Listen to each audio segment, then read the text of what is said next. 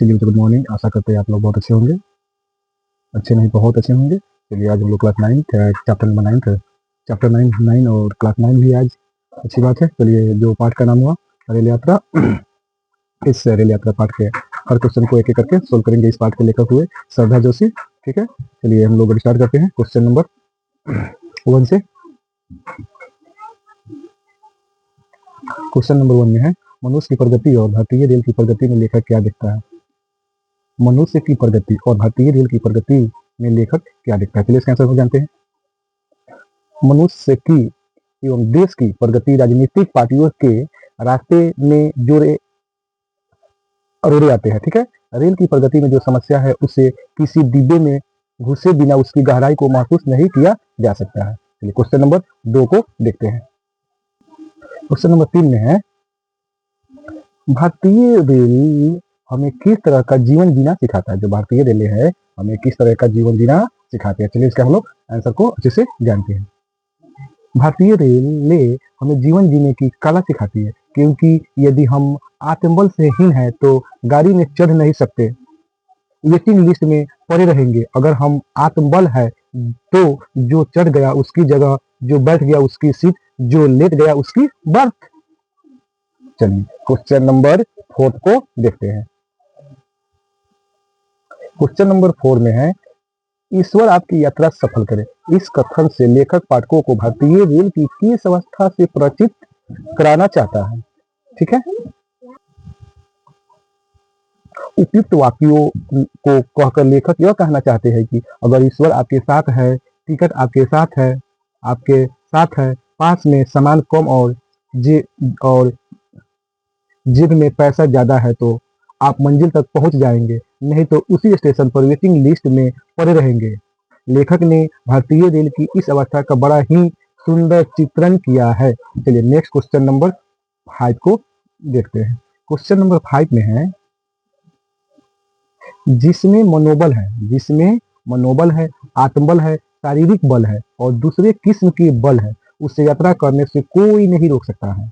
जो सफल और अनिर्णय के मारे होते हैं वे क्यों में खड़े रहते हैं, वेटिंग लिस्ट में पड़े रहते हैं। यहाँ पर लेखक ने भारतीय सामाजिक व्यवस्था के एक बहुत बड़े सत्य को उद्धृत किया है, जिसकी लाठी उसकी भैंस। इस पर अपने विचार संक्षिप्त में व्यक्त कीजिए। चलिए इसके बारे में जानते हैं। लेखक ने सामाजिक परिवेश में आए बदलाव को बड़े ही सहज ढंग से रेखांकित कर व्यंग किया है कि जो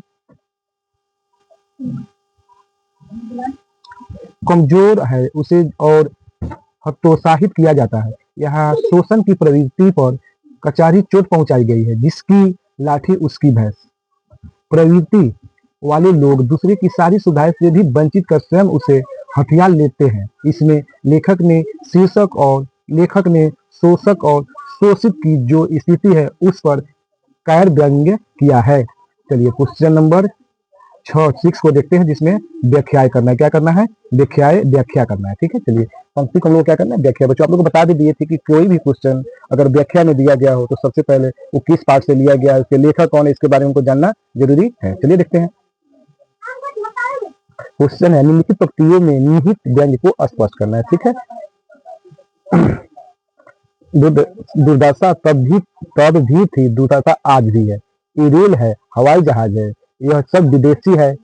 ये नारा हमारा चरित्र बदल सकती है और न भाग्य। चलिए इसका हम लोग व्याख्या करते हैं इस पंक्ति को। प्रस्तुत पंक्तियां शरद जोशी द्वारा लिखित रेल यात्रा शीर्षक से उद्धृत है। इसमें लेखक ने बड़े ही रोचक ढंग से रेल यात्रा में होने वाली दुर्दशा की व्याख्या की है।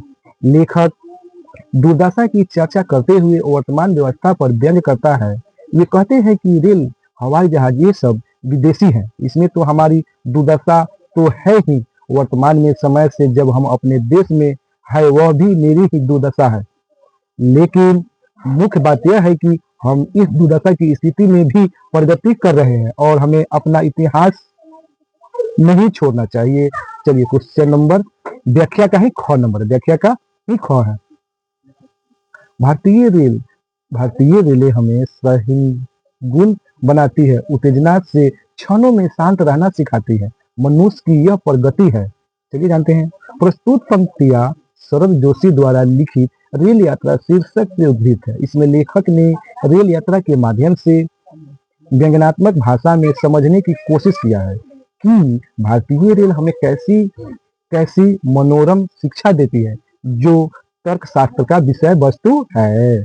ठीक है, लेखक ने हमें रेल यात्रा के माध्यम से हमारे भीतर के भाव उत्पन्न होते हैं, उससे साहित्य गुणता जो बड़े ही सुंदर उदाहरण के साथ समझने की कोशिश किया है। लेखक का कहना है कि जब कहीं गाड़ी रुक जाती है तो मन बेचैन हो जाता है। गाड़ी कहीं रुकी, हमारी मातृभूमि का कौन सा स्थान है? ऊपर वाले बर्थ पर बैठे हुए व्यक्तियों के सवालों का खामोशी से सहन करता हूँ, शांत चित रहता हूँ। यह इस मनोवैज्ञानिक तथा रेल यात्रा हमें सहिष्णु बनाती है। चलिए, व्याख्या का है क्वेश्चन नंबर ग है। व्याख्या में क्वेश्चन नंबर ग था, भारतीय रेल हमें मृत्यु का दर्शन समझाती है और अक्सर पटरी से उतरकर उसकी महत्व का भी अनुभव करा देती है। अगर ट्रेन पटरी छोड़ देती है तो क्या क्या दुर्घटना हो सकती है, उसके बारे में भी ट्रेन हमें बताती है। चलिए, जिस तरह हम लोग के भी पटरियां होती है। प्रस्तुत पंक्तियां शरद जोशी द्वारा लिखित रेल यात्रा शीर्षक निबंध से उद्धृत है। इसमें लेखक ने दार्शनिक तौर पर रेल यात्रा को मृत्यु का आभास करा देने वाली संज्ञा देकर व्यंग्यात्मक रूप से पाठक को समझाने का प्रयास किया है। लेखक ने प्रस्तुत लेख में मुख्य का दर्शन होने के बाद पर समझाता है कि रेल में जो भीड़ भाड़ है, उसमें जो कठिनाइयां है, उसके बारे में वह सोचता है कि अगर शरीर न होती, केवल आत्मा होती, तो कितने सुख से यात्रा करती।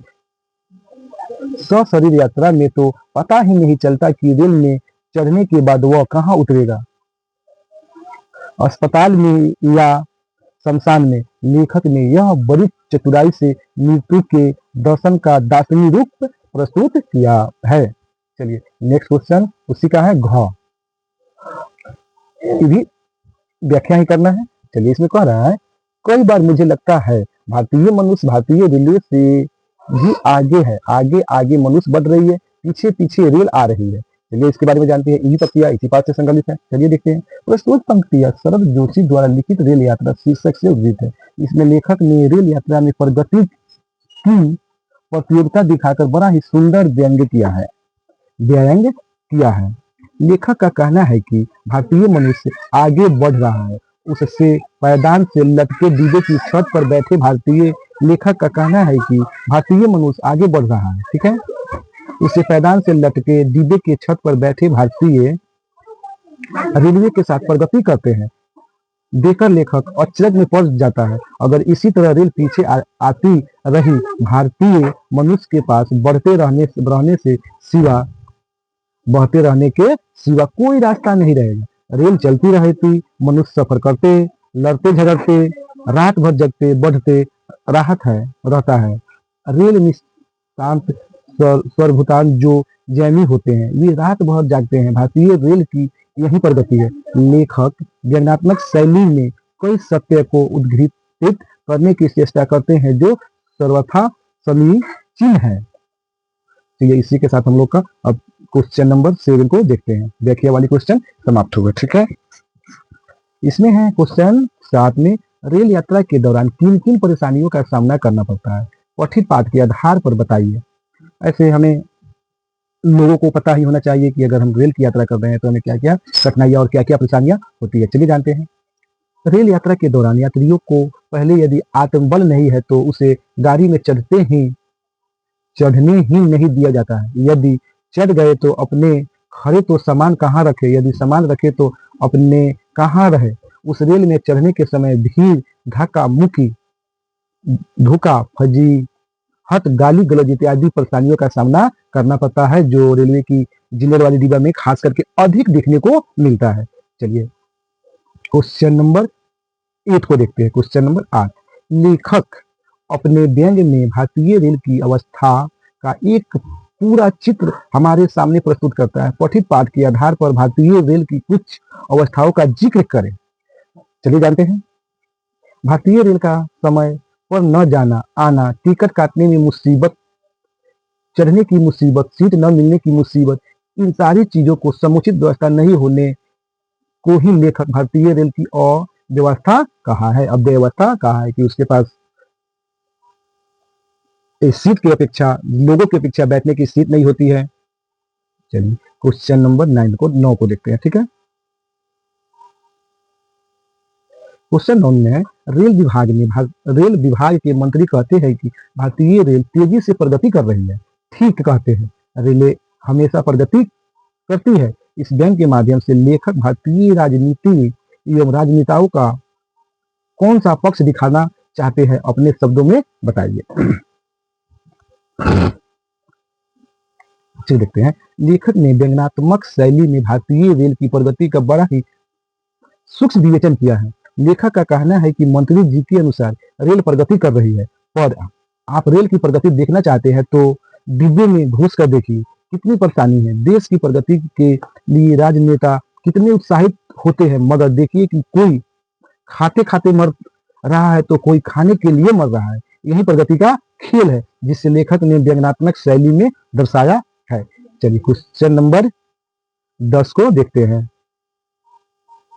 संपूर्ण पाठ में व्यंग्य के स्थल और वाक्य चुनिए और उनके व्यंग्यात्मक आशय स्पष्ट कीजिए। चलिए इसमें क्वेश्चन नंबर 1 कर रहा है कि भारतीय रेल प्रगति कर रही है। लेखक का व्यंग्य है कि हाँ, भारतीय रेल प्रगति कर रही है, मगर आप रेल में घुसे तो आपको रेल प्रगति स्वतः ज्ञात होगी। चलिए इसमें कह रहा है,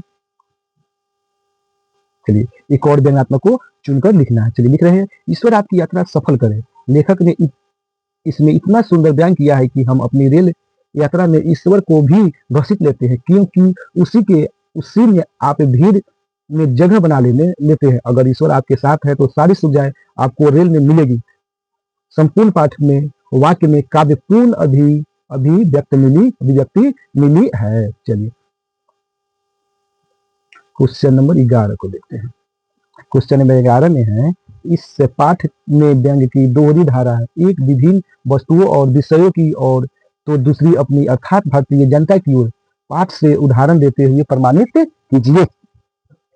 देखते हैं, पाठ में दोहरी धारा है, जैसे मंत्री जी भाषण देते हैं कि रेल प्रगति कर रहा है। दूसरी धारा है कि भारतीय जनता की ओर, इसलिए कि भारतीय रेल को प्रगति कर रही है, मगर उसमें जो अवस्था है उसकी मार सीधे जनता जनार्दन पर पड़ती है।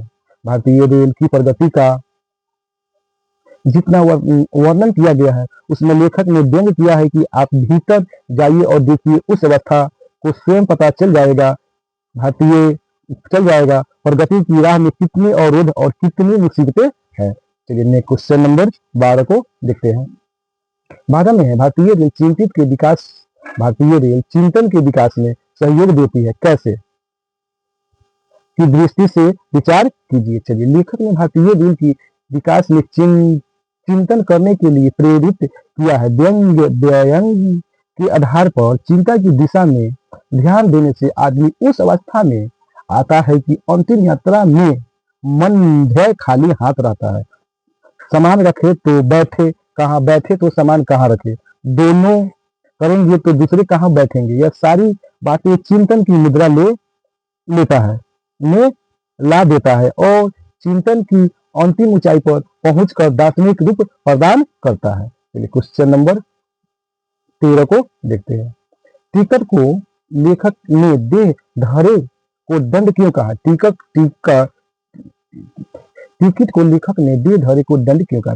लेखक ने बड़े ही व्यंग्यपूर्ण ढंग से रेल यात्रा की असुविधा को उजागर किया है। लेखक ने कहा है कि लोकल ट्रेन में भीड़ से दबे कोने में सीटे यात्री को जब अपनी देह भारी लगता है, वह सोचता है कि यह शरीर न होता तो केवल आत्मा होती तो कितने सुख से यात्रा करती। टिकट बेगर का फेरा भी नहीं लेना पड़ता। अगर उन्हें क्या कह रहे हैं, अगर उनके शरीर में आत्मा सिर्फ होती, शरीर नहीं होता, तो उन्हें बिना टिकट का ही, बगैर टिकट का ही क्या करना पड़ता, ट्रेनों का सफर करना पड़ता। चलिए क्वेश्चन नंबर नेक्स्ट है 14 में, किस अर्थ में रेलवे मनुष्य के करीब लाती है? रेल पर चढ़ने के समय मुसीबत फजीहत के बाद जब वह रेल में चढ़ जाता है, रेल पटरी पर चल पड़ती है और एक आदमी दूसरे आदमी के शरीर पर उड़ रहा होता है, तो रेले मनुष्य तो मनुष्य की करीब लाती है। नेक्स्ट एंड लास्ट क्वेश्चन को देखते हैं। क्वेश्चन नंबर 15 में है, जब तक एक्सीडेंट न हो हमें जगाते रहना है, लेखक ऐसा क्यों कहा है?